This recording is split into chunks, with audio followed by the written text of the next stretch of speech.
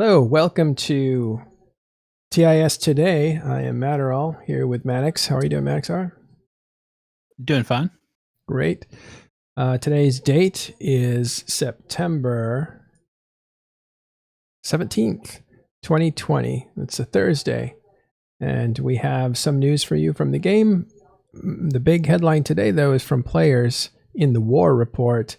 The iHub for 49 TAC U is taken down by PAPI. That's a big strategic win for them.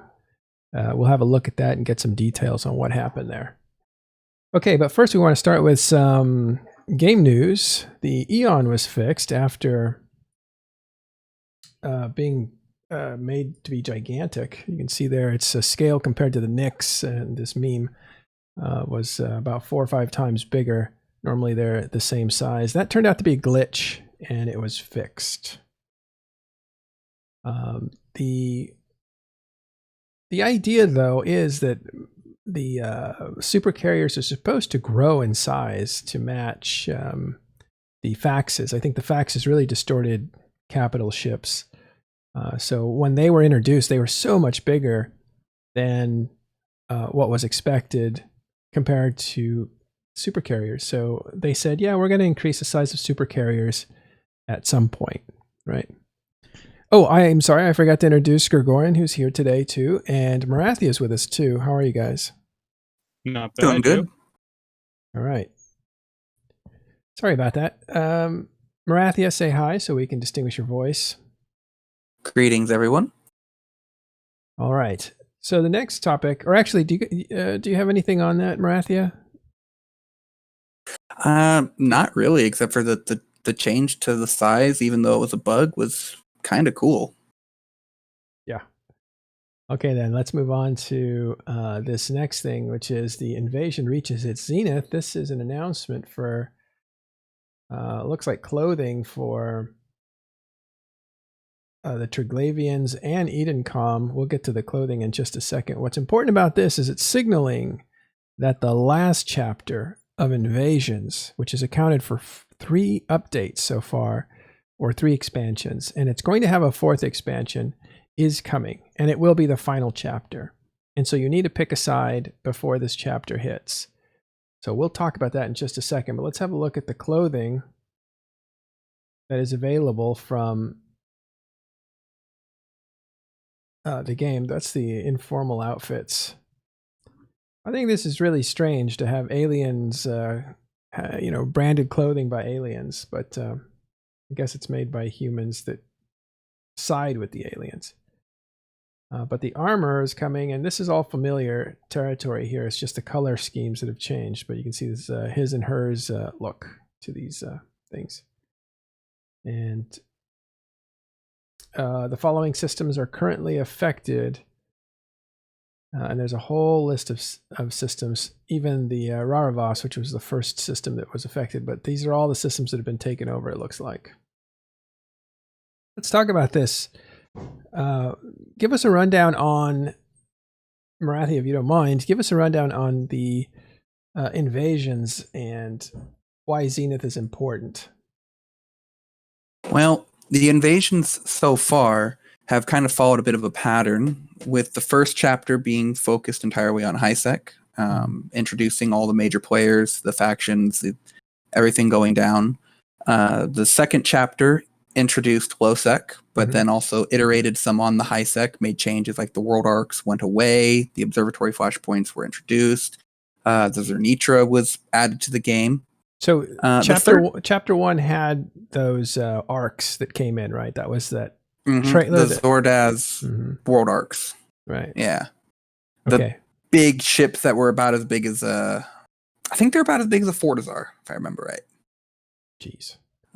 Yeah, they're huge. And Triglavian ships just poured out of a portal that they had attached to them. It's pretty cool stuff. Yeah.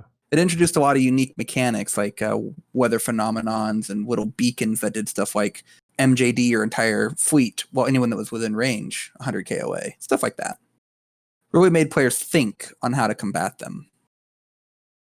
And yeah, that was what chapter 1 was basically all about. It was introducing everything, seeing what worked, and giving players something new. I think CCP really learned a lot from the Drifter invasions that we all experienced not too long ago. Yeah, you figured those out. I think you were one of the fleet commanders that figured out how to defeat drifters. They were supposed to be the badass alien creatures that I turned them into a ISK printer. Yes. Yeah. You crack them. Whoops. You crack the drifters. They'll come get you. They'll get their Yeah, revenge. I got to watch over my shoulder. I hear that gong in the distance. Right. Okay, but so the first chapter was the world arcs that came in and dropped a bunch of ships and created the first invasions, and then they experimented in the second chapter and increased them to low sec. Yep. So what happened in the third? Well, the third, they basically didn't add too much to the invasions themselves. They brought back the world arcs, which had disappeared during phase 2 or chapter 2. But they also added a lot of PvP things with the Triglavians proving conduits, the arenas and such. In addition, chapter 3 saw the introduction of the Edencom, the other side of the coin, basically. Yeah. Edencom. Yeah, the Edencom ships were available through events and things of that nature, but like the invasion itself didn't see too much change. Some tweaks to the site mechanics and the numbers, but overall, it was just more an iteration. Well, we're in chapter 3 now, right? Yes, we're in chapter 3 right now. So that's why we're seeing the Edencom ships. We're seeing choose a side. We're seeing full liminality or fortress, right? Edencom fortress. Correct. These are all aspects of chapter 3. Yep. Oh, that's right. I'm sorry. The final liminality, I thought I'd mention that. Yeah. Where the Triglavians are basically conquering and locking down systems. There's NPC sentry guns going up on gates that, based on your standings, will attack you. And they've been the death of many a travel scepter that don't understand that they can lock you before you get into warp. Yeah. There's also been some role playing community stuff that in chapter 2 especially. It was predominantly really only one-sided roleplay from the Arataka Research Consortium. They've been helping Concord to fight back against the Triglavian invasion. But now with chapter 3, we've had the other side of that, where there's a group called TTI. I believe it stands for the Triglavian Initiative. Correct. Yeah. And they're doing the exact opposite. They're flipping systems, such as last night they took over the system of Scarcon, a rather important system actually in the region. Scarcon. That's let me look it up on Dotland. Wanna say Heimatar? So it's low sec? The null sec entrance. Yeah, it's low sec, and it's the null sec entrance to Ethereum Reach. Oh, well, how do you spell it? Scar? Yep, SKARKON. Scarcon. Okay. Let's check it out. Yep. It goes into Ethereum Reach, and it is in Molden Heath. Molden, yes, okay. That, you know what? Everybody forgets Molden Heath, man. Everybody forgets Molden Heath. You're not wrong. I mean, I try to avoid all of that space because I don't like 140 AU warps, just saying. Big systems to cross there. Let's actually look at that radius. But go ahead. You were saying that there's there've been some skirmishes actually between the players who've been running the invasions. Chapter 2 saw a bunch of groups like Pen is Out and Horde and Goons coming out to farm like for the Zenith blueprints and such. But chapter 3 is kind of seen a falling off of those groups due to the changes made to the observatory flashpoint. They're a lot less static, a lot less farmable. But it saw the rise in the role players from TTI who have contested systems across New Eden. Now they haven't won a whole lot except for in low sec. They do win a lot in low sec, but the high sec invasions tend to go the other way. Yeah. And systems have been corrupted by the Triglavian invasions. Concord goes away in any system that gets corrupted. The sec status drops from whatever it was to low sec, unless it's of a certain level, then it goes to straight to null. And then at the end, at minor victory or final liminality, it becomes nullsec in every sense except for capitals and dictor stuff. Yeah. And bombs. And the Triglavians, they shoot to kill. They shoot and then ask questions later. Oh, they will attack anyone and everyone, and they will pod you too. Yeah, they're not nice. Well, the only people they won't attack are people who are sympathetic to them. So you have to prove to them you're sympathetic, and they'll leave you alone if you cross through one of their systems. Correct. Friendly Kybernauts who have been helping them to fight back against what they see as the oppressive Concord are set blue by the Triglavians. And they will actually not just simply refrain from attacking, but they will actively assist them. If you are in their space, they will remote repair you and help you out. So interesting. And so what's true on the other side of it is that Edencom won't necessarily shoot you. If you have no standing at all with anybody, either on the Edencom side or the Triglavian side, they will leave you alone. They'll let you pass. As long as you don't attack anyone, yep. They will uphold the laws of Concord and leave you alone. Okay. They're more concerned about the Triglavians than about you. But the minute, rightly so. But the minute you do anything to increase your standings with the Triglavians, what happens? They lower theirs by a commensurate amount, and you become their enemy.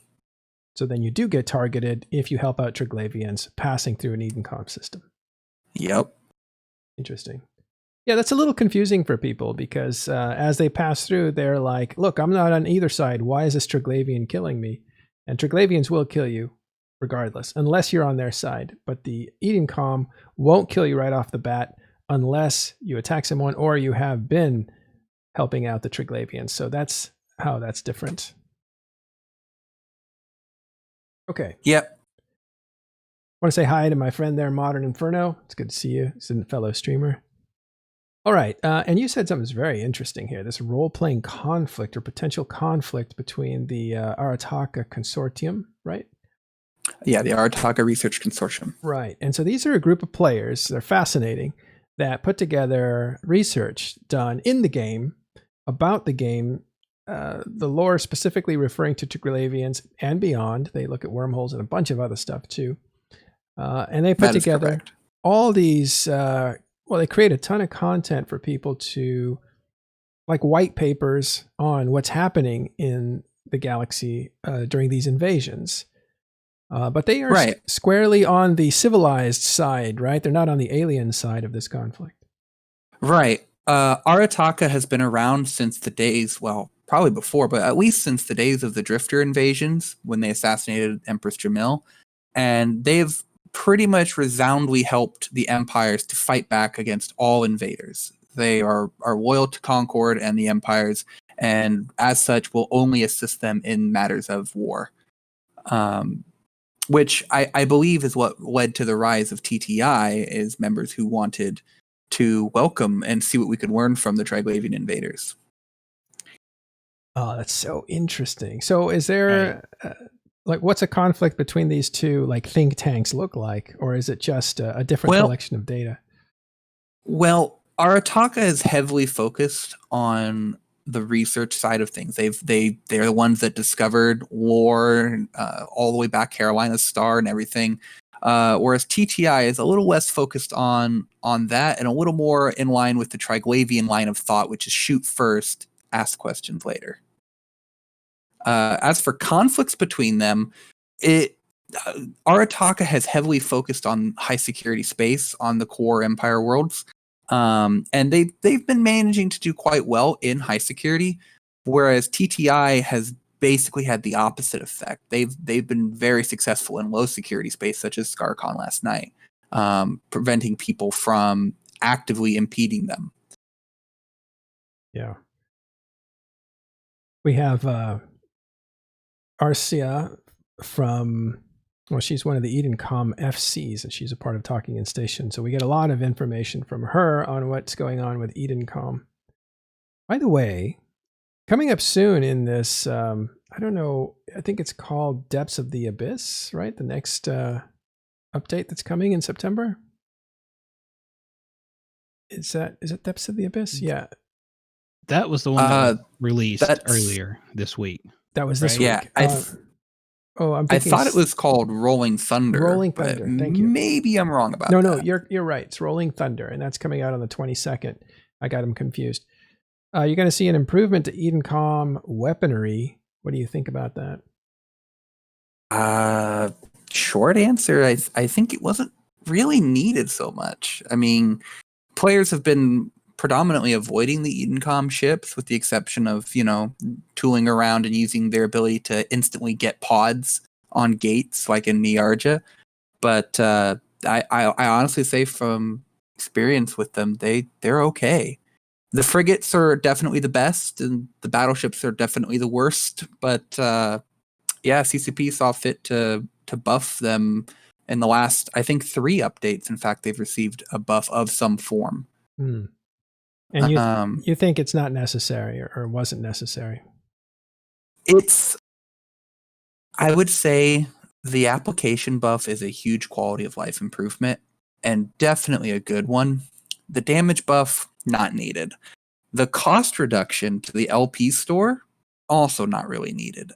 The price to build the cruiser, I use this as my benchmark. The price to build the cruiser right now is in line with other Navy faction ships. So CCP coming out and slashing the cost in the LP store by 90% is just going to lower that barrier of entry even further.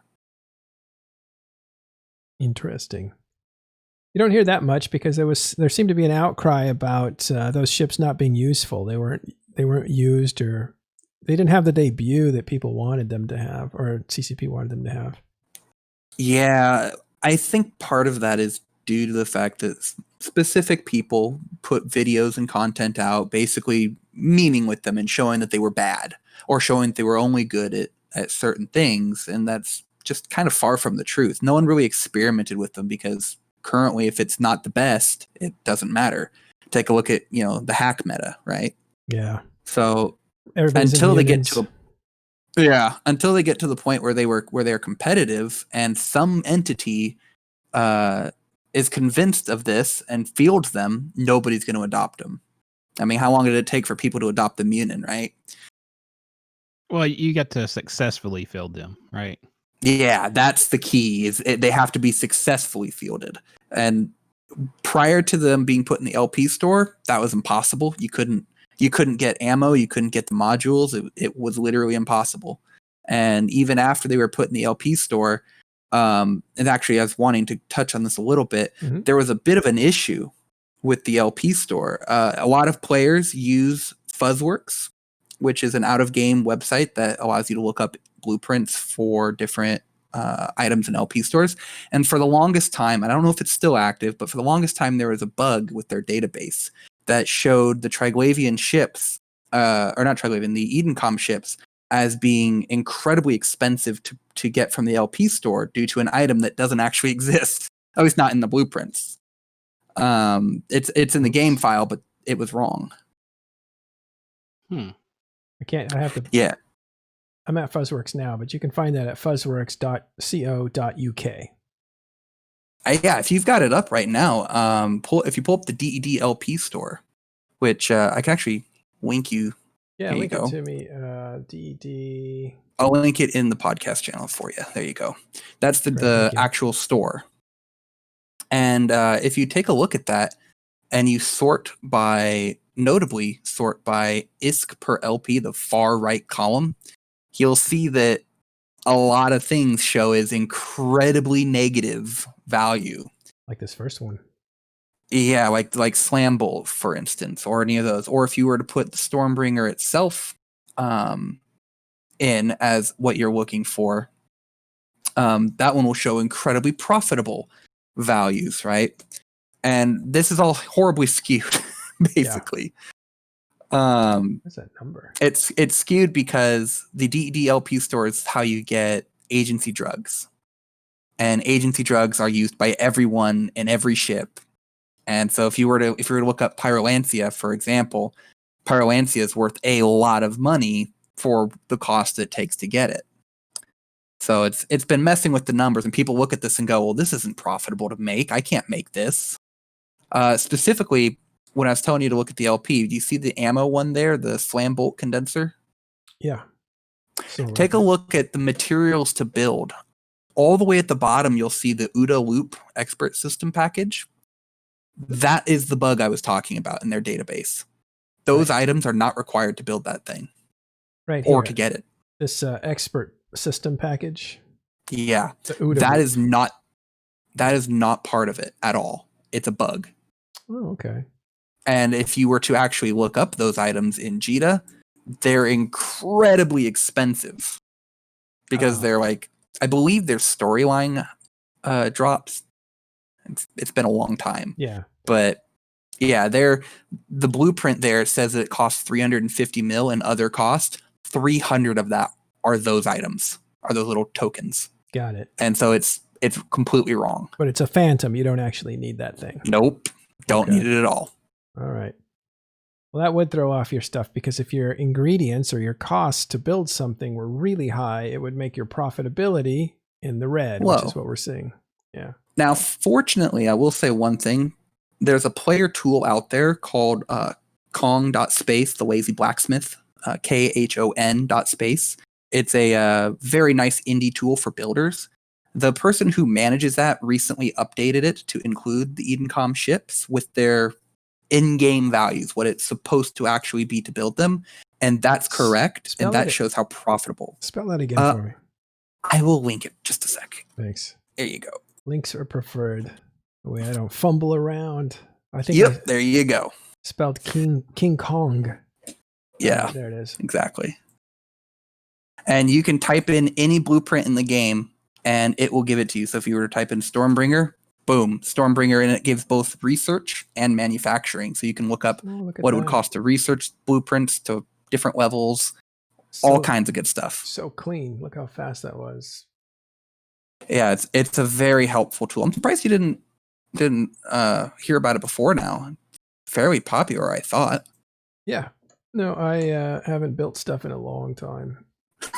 Fair enough. I usually just find either I build three things. I build faction battleships. I just buy them, build them, or jump freighters, anything with a lot of T2 absorption, and marauders. Gotcha. And marauders are the only thing I do. Other than that, I don't really bother building.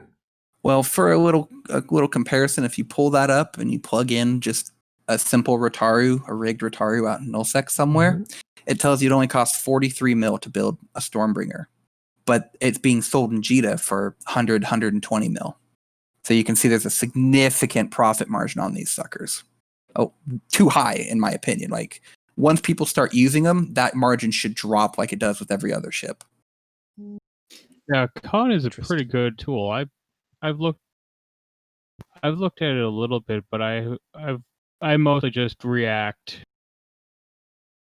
Yeah, it seems to be a common theme these days. A lot of people do reactions, and then only if the means of production are in the hands of only a few people. Interesting. Okay. Well, thanks for that little tour. It was interesting. And no problem. If you guys want these, we'll put them in the show notes. But the con is KHON.space, spell out space. And the other one again is Fuzzworks. It's been around a long time. Fuzzworks.co.uk. And Hateless has a little message here for us saying that Edencom ships unique to build. Just saying. Not sure what he means by that. He's probably referring to the fact that they require unique materials to build, just like Triglavian ships do. But those unique materials are actually quite common. You can get them either from shooting Edencom ships in the invasions, or the other way around by getting them from the LP store by helping Edencom. Got it. Well, Rathia, thanks for giving us your time. No problem. I actually probably got to run. Yeah. I'm sure you have things to do, but thanks for stopping by. Absolutely, Matero, anytime. All right. Okay, we're going to continue here with some more player news, specifically war news. And today was a big day. Why was it a big day? Somebody want to tell me? I feel like I'm in a class. The 49 attack iHub fell, which...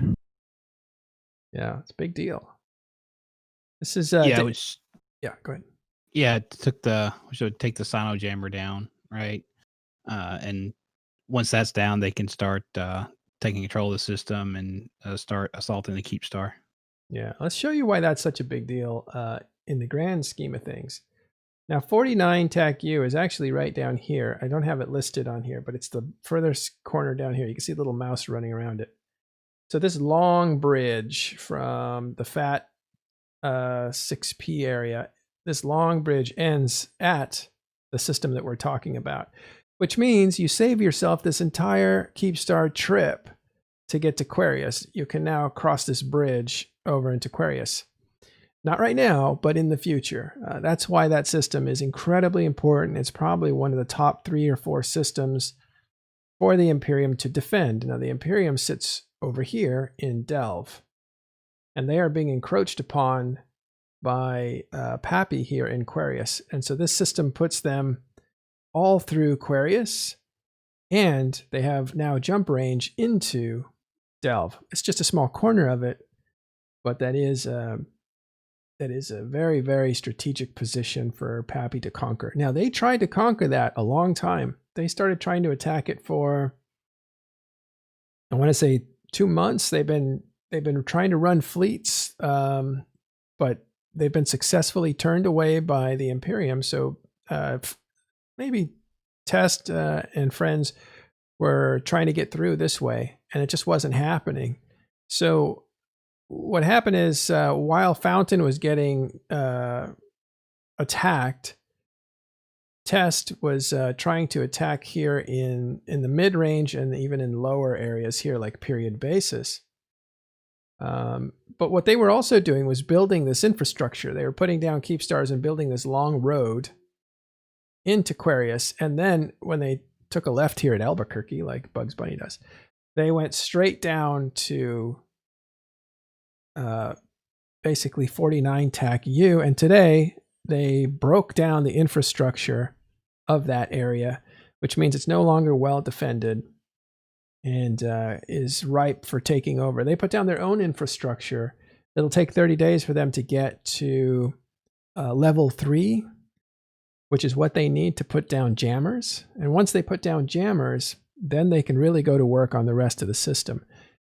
For right now, there's a Keepstar in there that was, I suppose, left behind by the Imperium, since there was not really a contesting of this iHub. Now, I'm not saying that Keepstar is left behind, but it's a lot harder for them to use it now than it would have been. I think they could use it, but it would take some more risk than usual. So let's go and look at the anatomy of this fight today. It's a pretty big one. It wasn't actually a fight, but it was a pretty big presence. This is the form up for PAPI. So these are the guys that are invading, that want that system, and we're going to take it. So they had 3,211 combatants sitting in, was it PTAC-Z? Yeah. Yeah, PTAC-Z. Yeah, this was 5 hours ago, so this is fresh news. And that is a huge force that could be deployed into the system, could be bridged right into it to get into a big fight. So in order to beat 3,000 people, you really have to bring your own 2,500 to 3,000 people to win this kind of fight. Were you there, Gregorian? Yeah. Tell us about it. What happened? I hopped into a Kirin and waited on a toasters, and then went home after we. Did we just lose you? Are you there? I think so. I think he knocked his mic off. Okay. Well, we'll get back to him when we can. Gregorian is actually, I think, in Horde.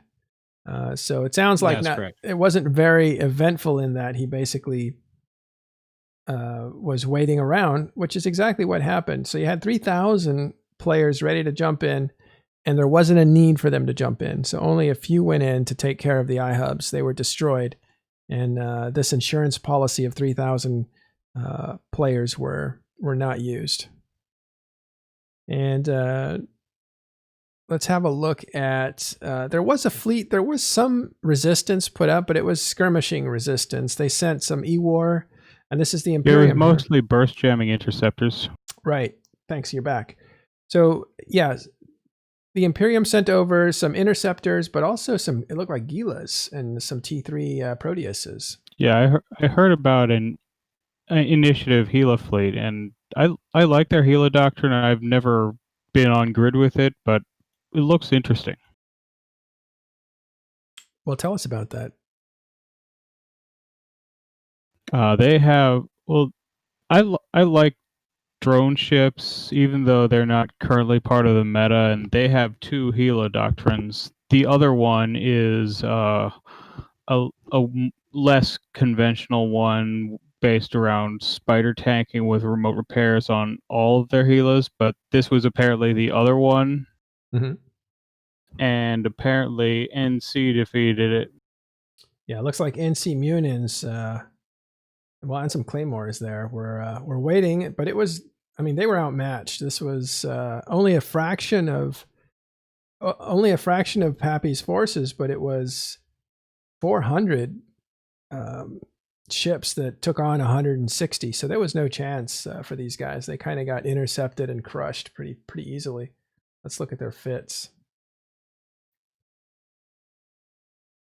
Yeah, this looks like a lot of drone augmentation and stuff. I think this fleet was coming to harass. Yeah, they have a really long range Gila doctrine, I think. Yeah. Yeah, that would be it there.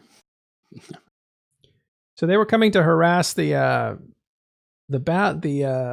taking over of the iHub, but they didn't even get there, did they? I don't think I saw anything larger than an interceptor on an iHub. Yeah, this died in 3-TAC J. Oh,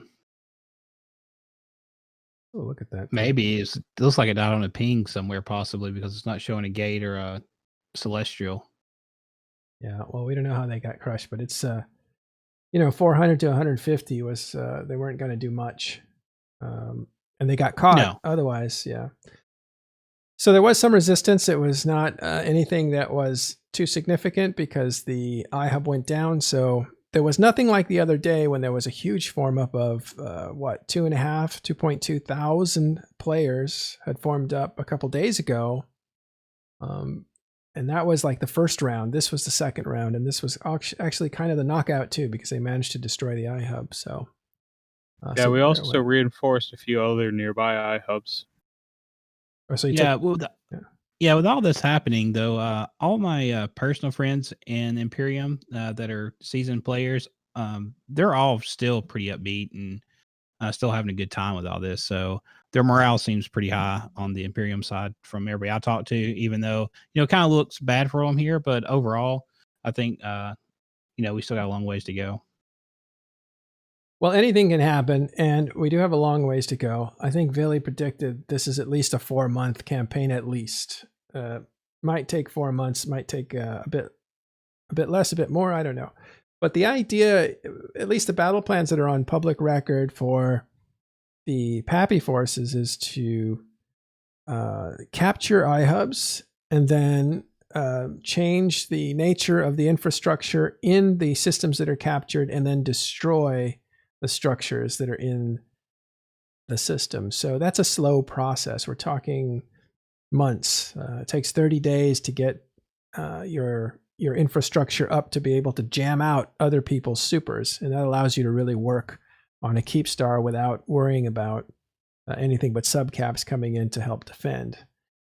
So I think overall the plan has to be capture iHubs, jam the systems, destroy everything in the system, rebuild it as your own system, and just continually put blocks, those kinds of bricks, into a wall, and that wall continues to move forward. And at some point, it will conflict with Delve's plans. Now, I'm not sure what their strategy is. It's not clear. We will take a second look at what the initiative is doing in Fountain, because I'm a little bit unclear on that. Let's actually do that now. What is Imperium's plan here? What are they doing? Because they seem to be turtling up, giving away territory, not really fighting in significant ways. They have formed up to intimidate, but they hadn't actually jumped in. Same thing on the other side. So we haven't seen those big spectacular fights yet. And I don't know what people are waiting for. But what we've heard today is that they're not even really contesting the smaller things. They're not jamming systems and making PAPI really sweat or bleed, however you want to look at it, for any systems. And now PAPI is pretty much in their face. They're right outside their door. And we don't know what the Imperium is up to here. I don't see their plan. And I'm not a military genius, but I think you would put up a fight unless you I don't know, unless there's some plan there. So let's look at, do you guys have any comments on that? Just what we've already went over, that they are running out of timers and content to contest, right? Because at this rate, they're going to be in Delve within a month. So you would think that the Imperium would need to start drawing the line somewhere. They like when what system's going to be their UALX, and by that, what I mean by that is that's the system Legacy and Test kind of planted their flag and did that whole you shall not pass, right? and put their staff in the ground, right? So what system is Delve or Imperium going to make, right? And say, well, this is as far as you go, right? If you go any further, you're going to have to go through our wrecks, right? Our ships. Well, I don't think a straight on fight is a smart fight for anybody. So they're probably not trying to have that big cataclysmic fight, but they do want PAPI to slip up, maybe get overconfident, and they want to take them down a couple pegs and do that 2 or 3 times and essentially lower the heat that's on them. At the same time, they're building up their infrastructure, looking for those opportunities or something. That would be what I would think. I mean, you could think of it as fourth dimension chess and saying, let them win, let them set their idol very high, like have PAPI expect to win very easily, and then put the wall in front of them. And when they hit that, their players who were winning really easily will get discouraged because all of a sudden it's hard and people are like not used to it because they've been winning so much. Or maybe you turn the news cycle around on them or something, but I don't know. Essentially, pacifying your attacker by letting them win, it doesn't seem like a very good strategy. I'm sorry. But let's look at the initiative, because we said we'd look at this again just to make sure we're very clear on what the initiative's doing. Because they did announce something, and I looked at it again, and it's a little more interesting than I thought initially. So they're actually, I'll just tell you, they're looking to go back to, where's Universe? We'll go to Fountain. I thought they were going to go to YTAC 2, and that would put them down here in YTAC 2, which is on the border of Delve, which essentially is just basically Delve. It's just one jump out. And that's where they were going to put their death clones, which means whenever you die, you default back to your death clone location. This is not a jump clone, it's a death clone. And that put them within, I would say, striking distance. But normally you don't want to split off the group that you're fighting with unless there's a good reason for it. But they didn't put it in YTAC 2. They put their death clones up here in YTAC Z. Now, I know why they did that. That's an NPC. We'll highlight it here for you so you can see it. It's right there in the middle of the map. This whole area here is actually dominated by, let me actually change it to sovereignty so you can see that's NPC. See how that's black? So nobody can take that over, but now you're basing in an NPC station, which is good. Nobody can take it from you, but it's also shows a little bit that you don't have the confidence to put down your structures and live out of them. So that is a little bit of an interesting thing, but it puts you in range of a lot of fountains. So although from their perspective, they're not putting down a lot of structures yet, they're not going to let anybody else do it. And I think what they're trying to do is say, this is ours. We're not giving it up. So you can't have it, and we're going to stop anybody that tries to take it. And they're doing this in the middle of a war. So how does that work? Well, what they say is that they're still involved in this war, and they have their jump clones ready to go in the south. Oh yeah, don't forget the you can be camped into these stations, right? Because you don't have tether and all this other stuff. Plus I believe their footprint is smaller than Fort Azar's and that sort of stuff. So, there was a time where you could be camped into these NPC stations. So it might not be the best move to put all your stuff in an NPC station these days. But as I was saying, they're still committed to this war, and they're committed to fighting with Imperium in 1DQ, or now DTEC-W. So they're kind of doing both things. They're going to try to control Fountain and not let anybody else take it, and they're going to keep that warm, maybe for future use. At the same time, they're committed to helping the Imperium, only they're not going to be there every day. So that tells me there is no strategy for Quarius. And maybe there never was, because there wasn't much resistance that I had registered.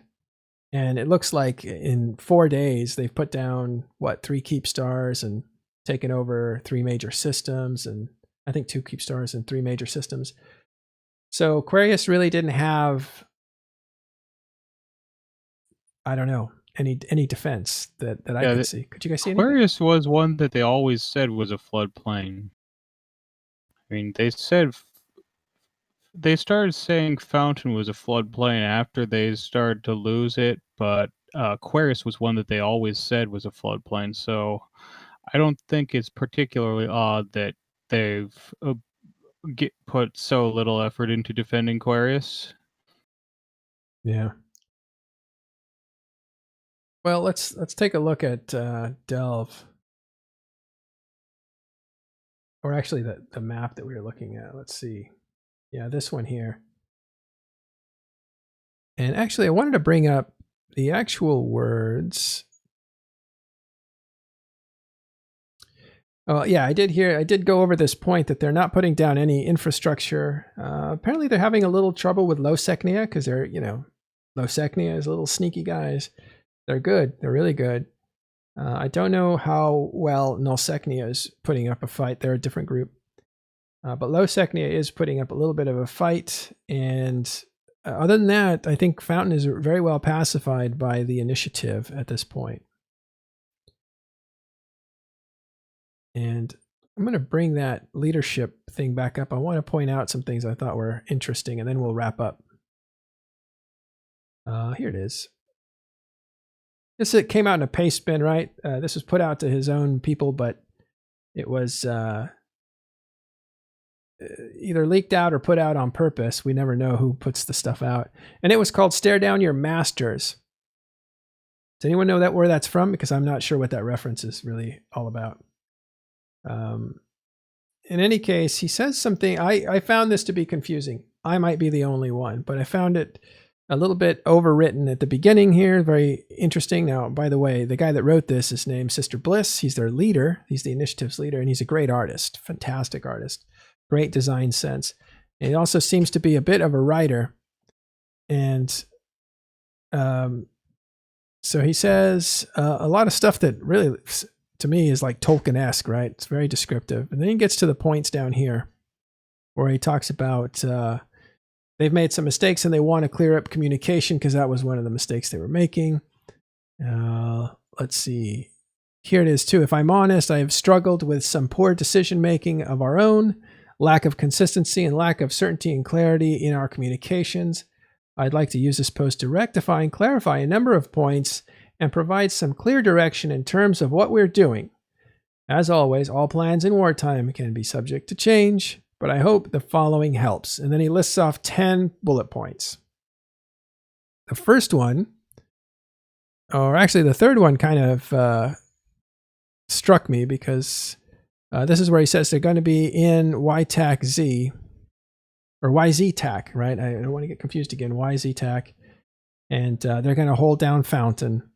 And then later in bullet point 8, I mean, you have to get all the way down to 8 for him to say, our wartime staging will remain in 1DQ and Delve.